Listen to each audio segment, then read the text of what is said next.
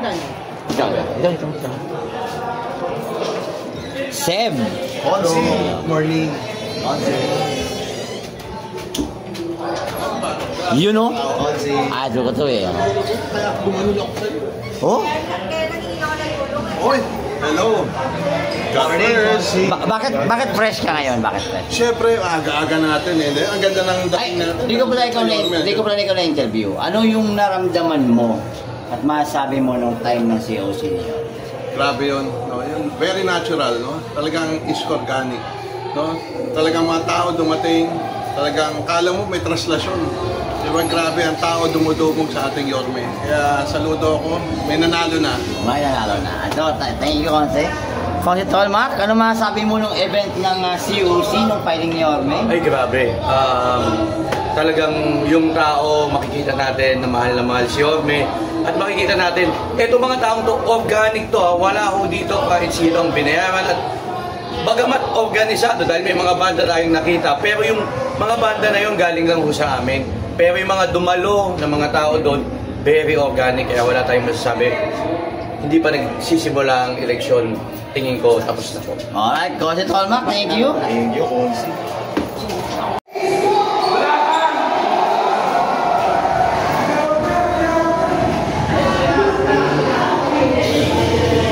Diyan.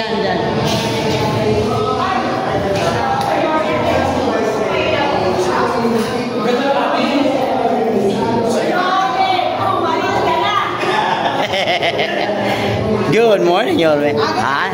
Good morning. Oh, you know.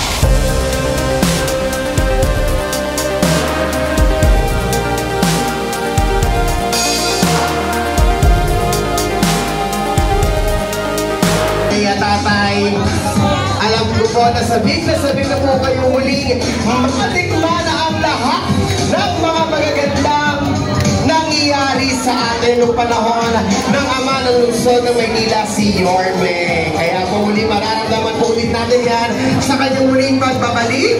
At mga nanay at tatay ko, pumuli po tayo sa ating mga upuan. Ayan. Sige po mga nanay at tatay ko, balik na po tayo ulit sa ating po mga upuan. Baka po pwede pong mag-request mga nanay at tatay ko. Pakita po natin itaas ang ensures! Oh, diba? Yung iba, placards ang ilalagay ngayon sa atin, ensure. Diba? Maraming salamat po. Muli po, palakpakan po natin, Vice Mayor Chia Atienza Yorme Isko Moreno Romagroso.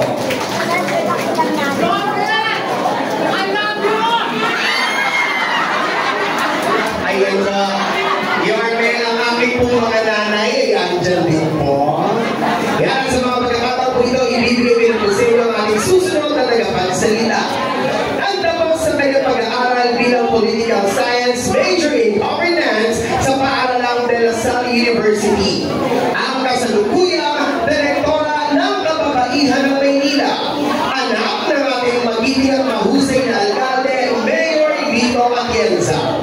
Isang mahusay na news anchor at journalist at isa ring artista at executive producer ng programang Maynila sa GMA7. Ang napili ni Yorme upang maging katuwang niya sa muling pagbalik ng gloria at liwanag ng ating lungsod. Palakpakan po natin ang ating Yorme's Choice, ang bagong liwanag ng Maynila, Vice Mayor G. Atienza!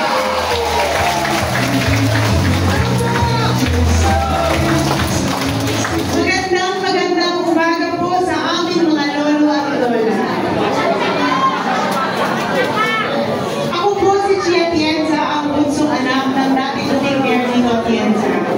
Ako po yung maliit na bata na bunsong ng aking ama nung panahon na siya ay Vice Mayor ng Maynila. Natutuwa po ako na makasama kayo dahil alam ko kayo po ang sumuporta ng buong buo sa aking ama at sa kanyang programa Buhay ng Maynila.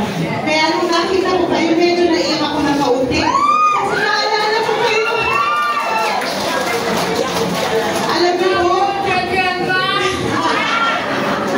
Alam niyo po, ako po ang bunso sa aming pamilya.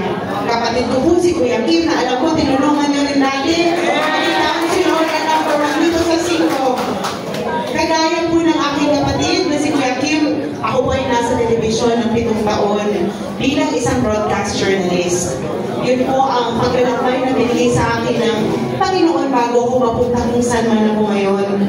Alam niyo po, ang totoong pangarap ko ng bata ako, na nakilang putok ng aking ama nun, ay maging isang misyonaryo. Ngunit hindi po yun na isang katuparan, kaya ang sabi ko sa Panginoon, kung saan man niya akong karera dadalhin ko na lang ang puso ng misyonaryo doon. Kaya nung ako po ay naging isang broadcast journalist ng 7 taon, pumunta po ako sa laylayan ng lipunan dito sa ating bansa para makuha ang kwento ng ating mga kapatid na napag-iwanan.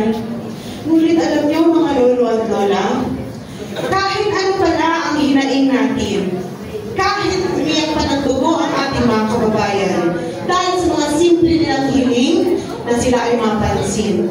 Kung ang gobyerno ay hindi marunong makinig, ika nga po ni Yorme, nangabalay tayo lahat.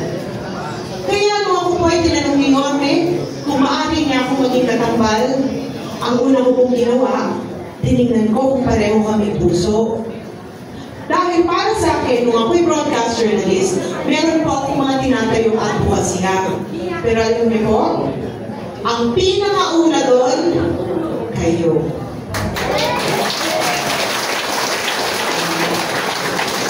Ang tingin ko po kasi simple yan eh. Nung kami ay malakas, nung kami ay mahina, kami ay bata, kayo ang nagpalakas sa amin. Kaya kung kami ngayon ang malakas, dapat kami naman ang tumayo at ipaglaban kayo.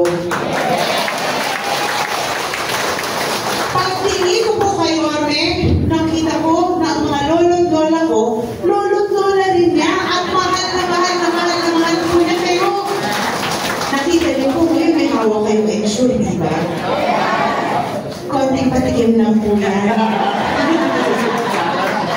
Kaya talagang mahal po talaga niya kayo. Ngayon po alam namin ang ating mga lolo't lola na minsan naka-wheelchair, kapag nakita si Yorme, biglang tumatalon at sumisigaw na bumalik na siya. Kaya sabi ko, Yorme, tinahal mo nga ang senior citizens. Ang pangalawa kong tinatayuan ko ay ang ating mga kapatid na may kapansanan. Para sa akin po, dapat bigyan sila ng mas maraming tugon at tulong. Mahirap po na may kapansanan. Kaya sila po ang tinatayuan ko ng broadcast journalist ako. Pagtingin ko kayo, may mahal din niya ang ating mga PWDs. Siya nga ang nagbigay ng alawan sa ating PWDs at job inclusivity. Alam niyo ba mga lolo't lola? Pwede pa rin kayo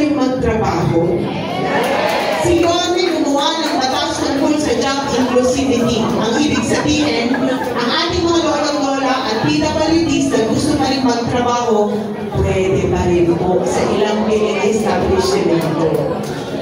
Pangatlo, ako po ay laking bukid, San Andres Bukid. Batang bukid po ako. Kalahati po ng aming populasyon doon ay Muslim. Kaya tinatayuan ko rin po ang ating mga kapatid na Muslim. Pagtingin ko kayo hindi na mga Muslim. In fact, siya ang gumawa ng Manila Muslim Affairs. Pero nakakalungkot po, alam nyo, dahil kamakailan, tinanggal po nila yun. Dahil siguro, ayaw nilang maalala si Yorme ng mga Muslim. At dahil ako rin po ay mula sa entertainment industry, ang dami ko na pong nilambay. Nakita ko ang ating mga kapatid na parte ng LGBTQ+, minsan may discrimination pa rin po. Pero sabi ko nga po kayo, wala pang ginagawa, may discrimination na. Nandito po ako, tumatayo para sa kanila. Dahil sabi ng Panginoon, lahat tayo pantay-pantay sa Kanya. Ang mga LGBTQ+, meron mo po siyang Flexies of Manila. Pero alam nyo, sa lahat ng tinakbo ng aking buhay, nakita ko ang isang bagay. Hinubog po ako ng aking ama para ipagpatuloy ang laban ng ito.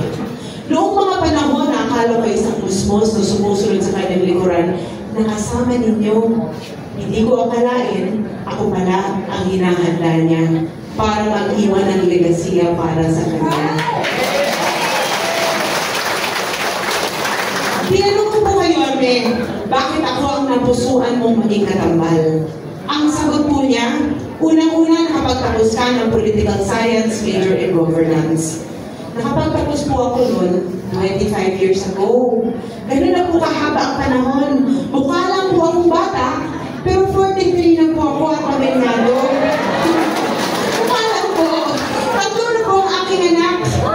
Meron na po ako 18 years old at halos 20 taon na po akong kasal.